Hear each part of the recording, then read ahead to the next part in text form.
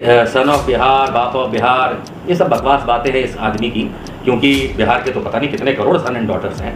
रही बात 180 दिन में सरकार गिरा देगा, बिल्कुल गिरा दे भैया, उसके लिए पटना तो आना पड़ेगा, अपने घर चंपारण तो आना पड़ेगा। ये बिहार से फरार भगोड़ा चट्टी छाप आप कहते हैं, चुटपुंजिया दो पैसे की कीमत नहीं इस आदमी की। ये सिर्फ आतंक फैला करके अगर सोचता है कि सरकारें गिराई जा सकती हैं, तो आतंकवादियों को जेल में सरकारें डाल करके निजात भी पा सकती हैं। तो ये सिर्फ इसका बौखलाहट है, क्योंकि इसकी जितनी भी गंदी पत्रकारिता कह लीजिए, ऐसे तो नहीं पत्रकार ये, लेकिन जो भी कह लीजिए, तो इसका जितना गंदापन इसने सोशल मीडिया में फैला रखा है, उसको जब पकड़ लिया गया और उसके खिलाफ सारा का सारा तामझाम इकट्ठा हो गया प्रशासन का, पुलिस का, और अब ये लंबी जेल यात्रा की तैयारी में है, तब ये बौखलाहट में इस तरीके से बकवास करता है। ये बुलडोजर बाबा को बहुत तारीफ करता है कि बुलडोजर चलाते हैं बाबा, बुलडोजर चलाते हैं बाबा। अब ये उठता है कि बुलडोजर बाबा वाली तर्ज पे कहीं यहाँ आरजेडी बाबा आधिकारिक तौर पे बुलडोजर देख रहे हो।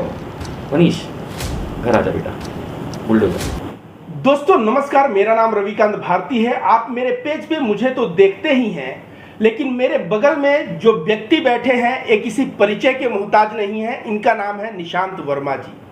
और निशांत वर्मा जी तमाम जो है आप देखेंगे मीडिया, मेन स्ट्रीम मीडिया पे आते हैं, कई बार संबित पात्रा और कई बार अन्य प्रवक्ताओं के साथ आकर और बहुत ही जोरदार जवाब के साथ बेबाकी से अपना बात रखते हैं। तो निशांत वर्मा जी से आप लोग सोचेंगे मेरी मुलाकात कहाँ हो गई, तो ये आए हुए हैं पटना। तो आइए बात करते हैं निशांत वर्मा जी से। तो निशांत वर्मा जी कैसे हैं आप? नमस्कार रविकांत जी, धन्यवाद आप आए। आपके श्रोता, आपके फैंस सबको नमस्कार। मैं ठीक हूँ। तो सर पटना कैसे आना हुआ? बस सोचा यहाँ कुछ बदमाश लोग हैं जो यहाँ से फरार हैं, तो उनकी खैर खबर करने और हड़प्पा की खुदाई करने यहाँ आना पड़ गया। मनीष कश्यप उर्फ त्रिपुरारी कुमार तिवारी जो पटना से फरार है, आतंकवाद की कोशिश करने वाला ये बदमाश, तो उसकी कुछ जानकारी लेने के लिए और यहाँ पे उसके खिलाफ सरकार में कुछ निवेदन करने के लिए आए। तो सर ये जो चड्डी छाप पत्रकार, मैं इसे कहता हूं, मनीष कश्यप इसका नाम है, यह जो है बिहार का बेटा बना था सन ऑफ बिहार टाइटल लेके, लेकिन अभी तो इसके स्टेटमेंट से मुझे लगता है व्यक्तिगत कि यह बिहार का बाप बनना शुरू कर दिया है। तो यह जो दावा कर रहा है कि तेजस्वी यादव की सरकार 180 दिन में गिरा देगा अगर अरेस्ट होगा तो ऐसे वक्तव्य पे आप क्या कहना चाहेंगे? देखिए, सन ऑफ बिहार, बाप ऑफ बिहार, ये सब बकवास बातें हैं इस आदमी की, क्योंकि बिहार के तो पता नहीं कितने करोड़ सन एंड डॉटर्स हैं। रही बात 180 दिन में सरकार गिरा देगा, बिल्कुल गिरा दे भैया, उसके लिए पटना तो आना पड़ेगा, अपने घर चंपारण तो आना पड़ेगा। ये बिहार से फरार भगोड़ा चट्टी छाप आप कहते हैं, चुटपुंजिया दो पैसे की कीमत नहीं इस आदमी की। ये सिर्फ आतंक फैला करके अगर सोचता है कि सरकारें गिराई जा सकती हैं, तो आतंकवादियों को जेल में सरकारें डाल करके निजात भी पा सकती हैं। तो ये सिर्फ इसका बौखलाहट है, क्योंकि इसकी जितनी भी गंदी पत्रकारिता कह लीजिए, ऐसे तो नहीं पत्रकार ये, लेकिन जो भी कह लीजिए, तो इसका जितना गंदापन इसने सोशल मीडिया में फैला रखा है, उसको जब पकड़ लिया गया और उसके खिलाफ सारा का सारा तामझाम इकट्ठा हो गया प्रशासन का, पुलिस का, और अब ये लंबी जेल यात्रा की तैयारी में है, तब ये बौखलाहट में इस तरीके से बकवास करता है। सर तो मुझे जहां तक है, मैंने इसको देखा समाज में बेमनस्ता फैला रहा था, हिंदू मुस्लिम कर रहा था, कभी जातिवाद में समाज को बांट रहा था, तो मैंने जो है इसको चड्डी छाप पत्रकार नाम देके और इसको बेबाकी से, जिसको भोजपुरी भाषा में कहा जाता है रेलाई करना, मैं शुरू किया। लेकिन आप एक राजनीतिक विश्लेषण करने वाले लोग हैं, आप संबित पात्रा जी के साथ बैठ चुके हैं, और आप जो है एक टुटपुंजिये जो मनीष कश्यप चड्डी छाप पत्रकार है, इसके पीछे पड़ गए हैं। बताएंगे सर आपके मन में क्या आया कि आपको लगा कि इसको जवाब देना चाहिए?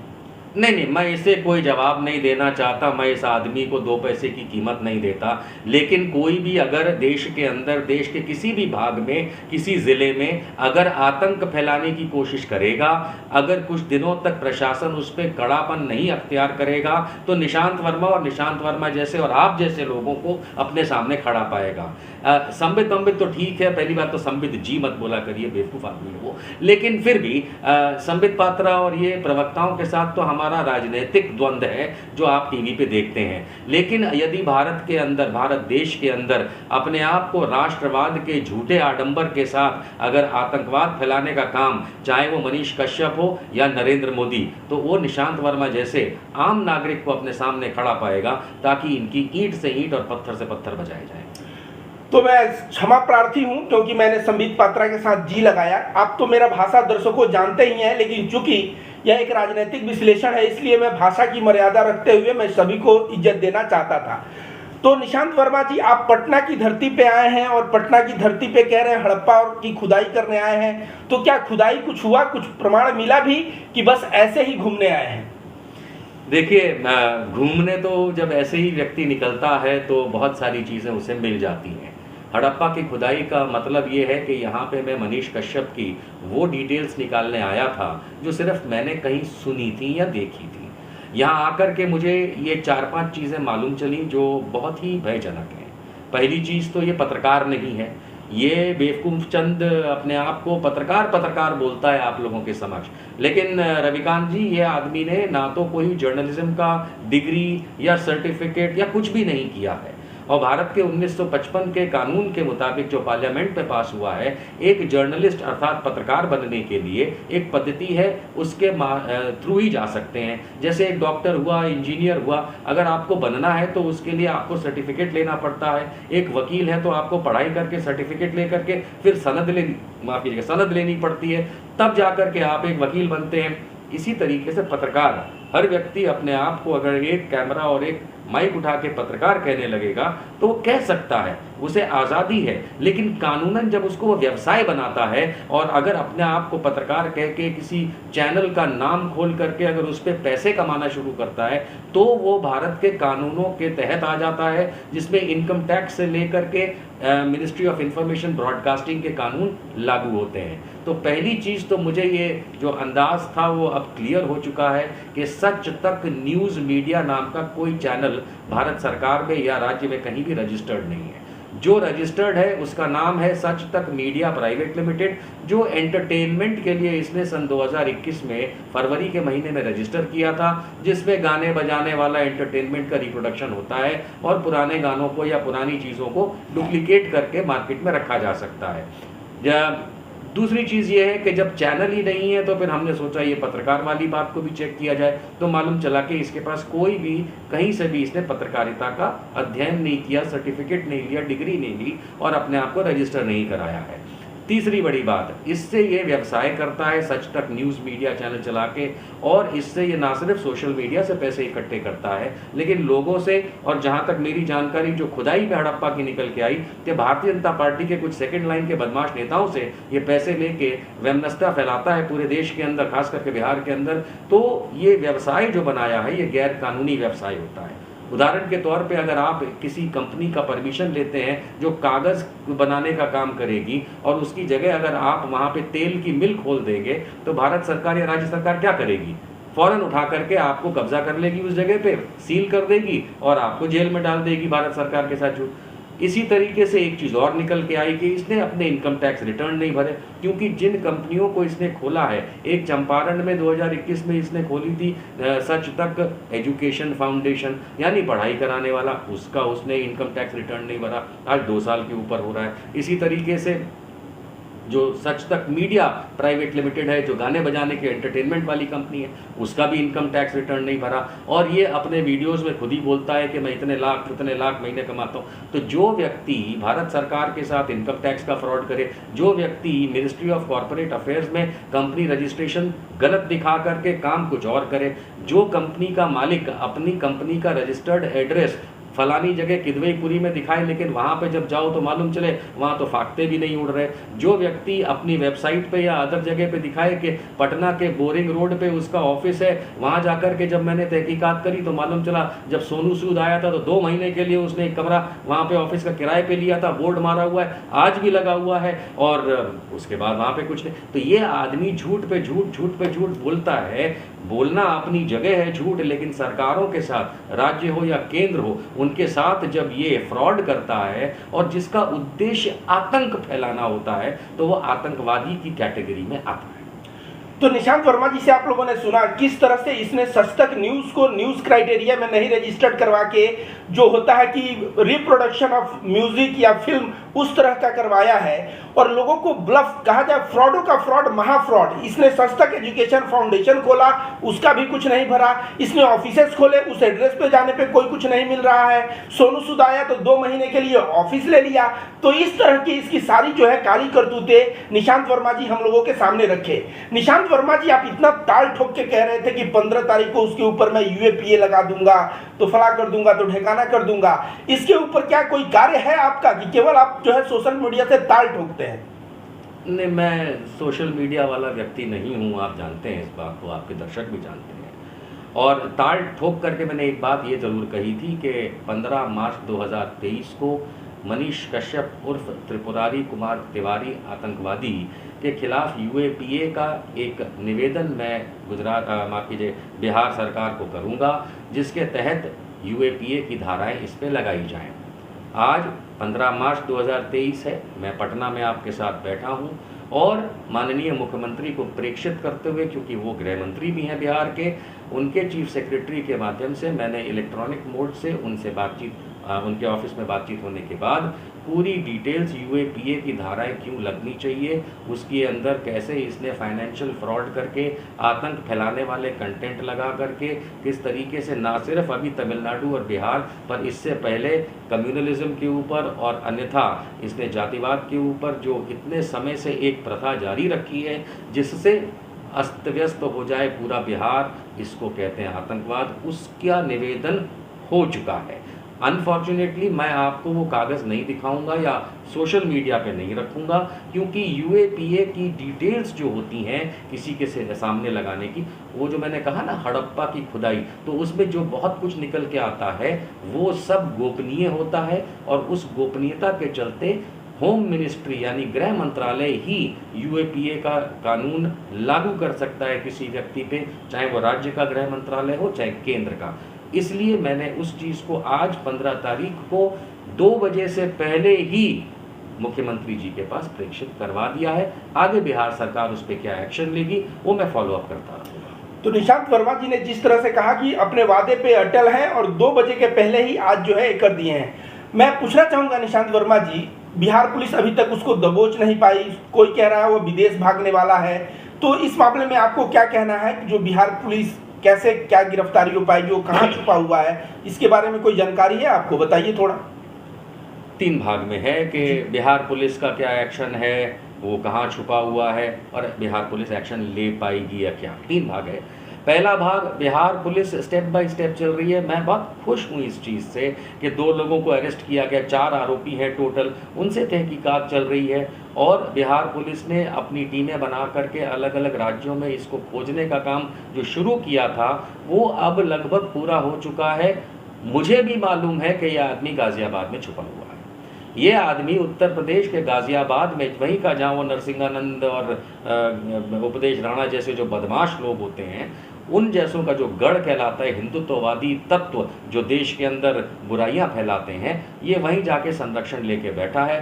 बगल में नोएडा है, नोएडा और दिल्ली जाकर के बगल में एक आध इंटरव्यू दे देता है और आप लोगों को भ्रमित करने के लिए ये कोशिश करता है कि बिहार की पुलिस भ्रमित हो जाए, पर ये इसकी गलत फहमी है। अगर आप इसकी सोशल मीडिया टाइमलाइन पे जाएंगे तो कभी ये नोएडा का कोई वीडियो डाल देगा, कभी दिल्ली बता के वीडियो डालेगा, कभी वो छतरपुर और बागेश्वर धाम बता करके वीडियो डालेगा। लेकिन अगर आप उसको गौर से देखेंगे तो जितना भी दिल्ली गाजियाबाद वाला ये वीडियो डालता है उसमें वो एक ही जोड़ी शर्ट में है और जितना छतरपुर वाला डालता है अलग अलग दिनों पे उसमें वो एक ही शर्ट दूसरी वाली शर्ट में है। तो ये बेसिकली अपने कई सारे वीडियो बना के अब खाली रिले कर रहा है, ये भाग रहा है। अब बची बात कि क्या बिहार पुलिस इसको पकड़ेगी, भाई देखिए धीरे से पकड़ेगी। हम तो इस बात में, मैं तो खुद बिलीव करता हूँ, मैं तो बहुत खुश हूँ कि बिहार पुलिस जो है वो अपने तरीके और सलीके से चल रही है, क्योंकि आप जब पतंग उड़ाते हैं ना तो थोड़ी ढील छोड़नी पड़ती है। देखें कहाँ तक भागेगा भाई, आखिरकार 180 दिन जो इसने कहा है वो भी तो इसको साबित करना है। मेन चीज़ ये है कि बिहार पुलिस समय जब आएगा तब इसको उठाएगी। जहाँ तक मुझे अब अंदाज है और ये मैं अपनी सोच रख रहा हूँ, ये त्रिपुरारी तिवारी जो है, मनीष कश्यप, रविकांत भाई, ये बहुत ज़्यादा योगी आदित्यनाथ को पसंद करता है। हमने कई वीडियो इसके क्लिप देखे, पूरे वीडियो तो मैं इसका देखना अपना टाइम वेस्ट समझता हूँ, लेकिन लोगों ने दिखाए छोटे छोटे क्लिप्स के बुलडोजर बाबा को बहुत तारीफ करता है कि बुलडोजर चलाते हैं बाबा, बुलडोजर चलाते हैं बाबा। अब कहीं ऐसा ना हो कि ये भागता रहे और इसकी अम्मा का वो जो कुटिया जैसा झोपड़े जैसा घर ये दिखाता है उस पर बुलडोजर चल जाए। कहीं ऐसा ना हो कि जो ये अपने आप को फौजी की औलाद बताता है, इनके पापा भी तो कहीं रहते होंगे, इनका भी तो घर होगा, प्रशासन को तो बिहार में सब कुछ पता है। अब सवाल ये उठता है कि बुलडोजर बाबा वाली तर्ज पे कहीं यहाँ आरजेडी बाबा आधिकारिक तौर पे बुलडोजर, देख रहे हो मनीष, घर आजा बेटा, बुलडोजर, मैं इसलिए बता रहा हूँ। तो सर इसके दोस्तों का कहना है कि वो झोपड़ी तो दिखावा है, इसका बहुत बढ़िया मकान है चंपारण में, इसके अलावा पटना में फ्लैट है, दिल्ली में फ्लैट है, तो क्या बुलडोजर एकदम श्योर है कि एकदम खोज खोज के चलाई जाएगी? नहीं, देखिए सबसे पहली बात तो ये आपने कहा कि इसके दोस्तों का कहना ये है कि इसका बहुत अच्छा मकान है, वो झोपड़ा तो बहाना है। और झोपड़े के सामने किसको बिठाया था? अपने मम्मी को। तो ये अपनी मम्मी को बेच रहा था अपने टीआरपी बढ़ाने के लिए, अपने पापा को भी बेचा है। हेलो मनीष कश्यप के फॉलोअर्स, उल्लू के पट्टों, 2 कौड़ी की औकात रखने वालों, समझ लो ये अपनी माँ बेच रहा था टीआरपी के लिए। तुमको लगा पता नहीं कितना इंपॉर्टेंट है, ये बहन का भाई अपनी अम्मा बेच रहा था। तुम इसको फॉलो करो तो प्लीज फॉलो करो, और फॉलो करते करते गाजियाबाद निकल लो, ठीक है। एक व्यक्ति जो माँ बेच रहा हो टीआरपी के लिए, तो ये अपनी माँ बेच रहा था, ये सीखता है उनसे। तो जो व्यक्ति अपनी माँ बेच रहा है वो बिहार भी बेचेगा, बिहारी को भी बेचेगा, और वही तमिलनाडु बिहार वाले ने किया। और उसके 2 कौड़ी के टुटपुंजी है ये जो उसके फॉलोअर्स हैं, इन्हें लगता है कि ये उन लोगों के लिए काम कर रहा है। नहीं, अब अगर इसे लगता है कि बुलडोजर नहीं चलेगा तो मैं ये छाती ठोक के तो नहीं कहना चाहता, क्योंकि मैं सरकार में नहीं हूं, नहीं तो बुलडोजर मैंने कब का चला दिया होता। क्योंकि जो लोग आतंकवाद फैलाने की कोशिश करते हैं, आतंकवाद में लिप्त होते हैं, मनीष कश्यप जैसे लोग, इनके घर गाड़ी घोड़ा सबको मार 2-2 हथौड़ा होना चाहिए। सवाल ये है कि ये बिहार सरकार कब करेगी? आपने यही पूछा, मैं कहता हूं देख जरूर करेगी। तो निशांत वर्मा जी ने जो बात कहा ध्यान से समझिए कि यह झोपड़ी के पास अपने मम्मी को बैठा देता है, जबकि पटना में फ्लैट है, चंपारण में इसका अच्छा मकान है। तो यह कहीं ना कहीं अपने माँ को दिखा के और जो है टीआरपी बटोरने का कार्य करता है। कहीं ना कहीं अपने पिताजी को आर्मी की दुहाई देके अपने पिताजी के नाम पे टीआरपी बटोरने का कार्य करता है। तो जो बंदा टीआरपी के लिए अपने माँ बाप को बेचना शुरू कर दिया हो, समझ लीजिए उस बंदे की मानसिकता कितनी नीच होगी। तो निशांत वर्मा जी, आपसे जो मुलाकात हुई, जो बात हुई, उसके लिए आपका बहुत बहुत धन्यवाद सर। एक छोटी सी बात कह के मैं आपको धन्यवाद कहना चाहूँगा। मैंने अभी हाल में एक वीडियो देखा जिसमें इनकी माताजी, पूजनीय माताजी, सादर चरण स्पर्श, मैं आपके बेटे समान हूँ, आपका बेटा नहीं हो सकता क्योंकि वो बेटा बहुत नालायक है, लेकिन सामाजिक रीति रिवाज के हिसाब से आपको मैं माँ का दर्जा देता हूँ। अभी हाल में एक वीडियो आया, अपने बेटे के लिए कहती है वो बहुत गौरवान्वित हैं कि मेरे बेटे ने बिहारियों के लिए आवाज़ उठाई। वो बहुत गर्व फील करती हैं माताजी, त्रिपुरारी कुमार तिवारी की माताजी, मनीष कश्यप की माताजी बहुत गर्व फील करती है कि मनीष कश्यप। माताजी, आपसे एक छोटा सा सवाल, जब ये एक महिला की साड़ी खींच के ब्लाउज फाड़ रहा था, आपको बहुत गौरव आया होगा। जब ये सरकारी प्रॉपर्टी तोड़फोड़ कर रहा था, आप बहुत गौरवान्वित फील कर रही होंगी। माताजी, जब ये आदमी नीचता की हद पार करता है, जब हिंदू मुसलमान और जातिवाद को लेकर के भय पैदा करता है, जब ये कहता है कि मैं लोगों को मारूंगा और हकीकत में पत्थरबाजी करता है, मारपीट करता है, आप बहुत गौरवान्वित फील करती होंगी कि क्या बेटा जना है। माँ कसम मैं आपको बताऊं, मैं भी फौजी की औलाद हूँ। अगर मैं इस तरह करूं तो मैं आज अपने जीवित माँ बाप की कसम खा के कहता हूं, मनीष कश्यप, मेरे माँ बाप मुझे इतने झापड़ मारेंगे कि साले ये सीखा तूने फौजी कल्चर। मुझे शक है कि इसके बाप फौजी थे। सर आप कह रहे हैं कि मुझे नहीं लगता इसका बाप फौजी था। ओ, डाउट है आपको? मुझे नहीं लगता, क्योंकि फौजी की औलादें ऐसी नहीं होती हैं, ऐसे नीच काम नहीं करती हैं। फौजी की औलादें ऐसे देश में आतंक भय फैलाने के काम नहीं करती हैं, गलत बिजनेस नहीं करती हैं, झूठी कंपनियां नहीं खड़ी करती, और इस तरीके से देश में व्यवस्था को बिगाड़ने के लिए कितने फौजी की औलादें ऐसा करती हैं? मुझे नहीं लगता इसका बाप फौजी था, मुझे लगता है कहीं कहीं चौकीदारी करता हूँ। एक सवाल, अंतिम सवाल मैं और पूछ लूं। अब तेजस्वी यादव कोई कहता है 180 दिन में सरकार गिरा देंगे, तो तुम 9वीं पास हो तो तुम्हें अपने बाप की बपौती मिली है, मैं अपने टैलेंट पे, और इस तरह से तेजस्वी यादव के बारे में बहुत उल्टा सीधा बोल रहा है। आप कह रहे हैं जो पत्थरबाजी किया है अपने एरिया में उसके ऊपर मुकदमा दर्ज है। तो जब TV9 को इंटरव्यू दे रहा था तो एक तरफ से तेजस्वी यादव की बात और दूसरे तरफ से कह रहा था कि कश्मीरी और बंगाली जो है फौज पे जो है पत्थर मारते हैं तो हम राष्ट्रवादी हैं। तो जो तेजस्वी यादव के बाद कश्मीरियों का नाम लाना, पत्थरबाजी जवानों पे, बंगाल का नाम लेना पत्थरबाजी जवानों पे, इसको आप कैसे जोड़ के देखते हैं? नहीं, देखिए, तेजस्वी यादव का या किसी भी उप मुख्यमंत्री मुख्यमंत्री का नाम लेके इस तरीके की भाषणबाजी करने वाले को पहले अपनी खुद की औकात देख लेनी चाहिए। माफ़ कीजिएगा, झांट की औकात नहीं है, तुम बड़ी बड़ी बातें करते हो। तुम्हारी क्या औकात है मनीष कश्यप? मैं प्रेम से पूछ रहा हूँ। तुम्हारे पास एक दफ्तर नहीं है, तुम्हारे पास एक गाड़ी नहीं है, तुम्हारे पास 4 कपड़े नहीं हैं, तुम्हारे पास कुछ भी नहीं है, तुम्हारे पास सिर्फ लोगों को बेवकूफ़ बना के 4 पैसे बना के जाने किस तरीके से तुम सो पाते हो। और तुम तेजस्वी यादव, नीतीश कुमार या ऐसे बड़े बड़े लोगों के नाम लेते हो। ये क्या औकात क्या है तुम्हारी? एक औकात मतलब एक हैसियत होनी चाहिए। तुम्हारी हैसियत उस दाल मंडी की उससे है, बनारस गए हो ना, जो सिर्फ बाहर खड़े होकर के आजा आजा बोलती है 100 रुपए में। और मैं ये बहुत अच्छे से आपको बता रहा हूँ, बम्बई वालों को कमाटीपुरा पता है, दिल्ली वालों को GB रोड और बनारस वालों को दाल मंडी। ये वो उस किस्म का है जो सिर्फ 4 पैसों के लिए वहाँ अपनी माँ को कुटिया के बाहर बिठा के बेचता है। ये अपने बाप का नाम इस्तेमाल करके आपके समक्ष आतंकवाद, एक फौजी का पुत्र अगर है भी तो आतंकवाद फैलाने का काम करता है। और ये तेजस्वी यादव की बात करता है। हाँ, मैं अभी हाल में उत्तर प्रदेश गया था। उत्तर प्रदेश में वहाँ पे भाजपा की सरकार है, योगी आदित्यनाथ CM है जी। मैंने एक भाजपाई से पूछा, एक जिला लेवल का भाजपाई था, मैंने कहा अगर कोई योगी आदित्यनाथ के सामने उल्टा सीधा बोले तो योगी जी क्या करेंगे? कहता मूत दिया तो बाढ़ आ जाएगी, सामने वाला ऐसा परेशान हो जाएगा। अर्थात मुख्यमंत्री या उप मुख्यमंत्री के पास इतनी हैसियत होती है। मनीष कश्यप, तुम अब वही काम कर रहे हो जो सवाल मैंने वहां पूछा था। अगर गलती से किसी ने यहाँ मूत दिया तुम्हारे यहाँ तो बाढ़ आ जाएगी। कहने का तात्पर्य ये है कि इस तरीके से चीखने चिल्लाने से 4 व्यू ज़्यादा मिल जाएंगे। लेकिन बेटा, जब तुम जेल के अंदर 10-20 साल के लिए जाओगे और ज़मानत भी नहीं होगी, तब वहाँ से वीडियो कैसे बनाओगे? तो मैं चाहूँगा थोड़ा और चिल्ला, अपनी भड़ास निकाल। तेरी भड़ास, यानी कोई भी व्यक्ति जब भड़ास निकालता है ना रविकांत जी, तो वो अपना समय social media, main stream media, TV media, फिल्मों में ख़त्म करता है।